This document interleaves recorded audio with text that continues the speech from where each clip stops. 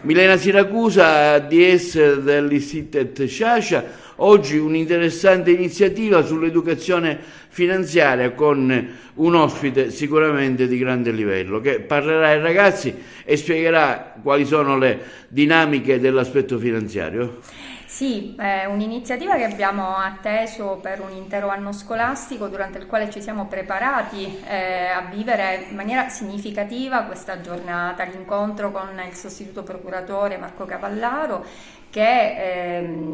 praticamente rende pratica un'iniziativa che nasce in virtù di un protocollo d'intesa che il Ministero dell'Istruzione e del Merito ha stipulato con la Procura Generale della Corte dei Conti, che poi anche il nostro ufficio scolastico regionale ha stipulato con la Procura regionale, e grazie al quale si possono realizzare all'interno della scuola dei percorsi di conoscenza sulla legalità finanziaria per cercare di far vivere concretamente ai nostri studenti quei concetti di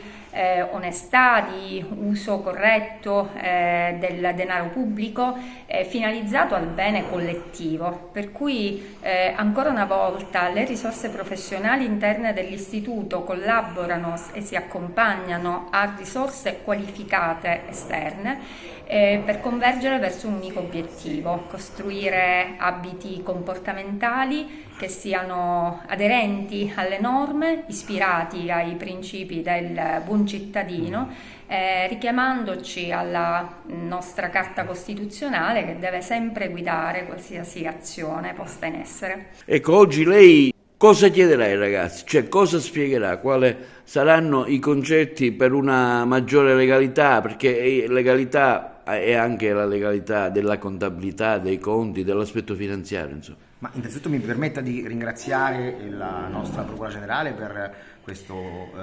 protocollo d'intesa stabilito con il Ministero dell'Istruzione, la Procura Regionale diretta dal Procuratore Pino Zingale, che mi ha dato questa occasione a me come agli altri colleghi di potermi rapportare con i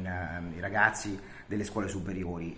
Il tema è proprio l'educazione alla legalità finanziaria. Ora, lungi da me di poter essere un educatore, vorrei cercare di fornire degli strumenti critici ai ragazzi per poter da un lato capire quello che fa la Corte dei Conti e soprattutto come la Corte dei Conti si rapporta ed è effettiva ed efficace nei limiti del possibile delle nostre capacità nella tutela delle finanze pubbliche, delle disponibilità pubbliche e delle risorse che devono essere sempre destinate al bene della comunità. E dare anche loro gli strumenti appunto per capire come noi operiamo e per avere fiducia che nella macchina statale, nel nostro complessivo ordinamento, vi sono degli strumenti da un lato per indirizzare al meglio possibile e al miglior risultato possibile le risorse di cui si ha a disposizione, e dall'altro per correggere quelle che sono purtroppo delle storture, degli errori che capitano e su cui appunto la Corte dei Conti sia prima che dopo cerca di poter intervenire per correggere appunto e finalizzare al miglior utilizzo possibile le risorse di cui lo Stato e di cui tutte le comunità hanno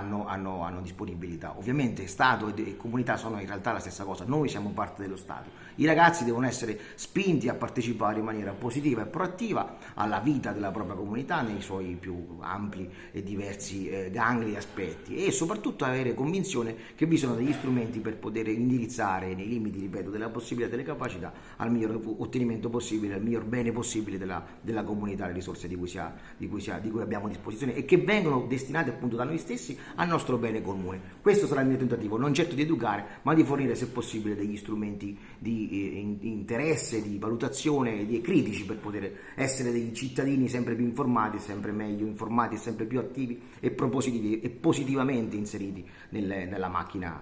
sociale. Ecco, questo è il tentativo che si cercherà di fare oggi nel rapporto con gli studenti.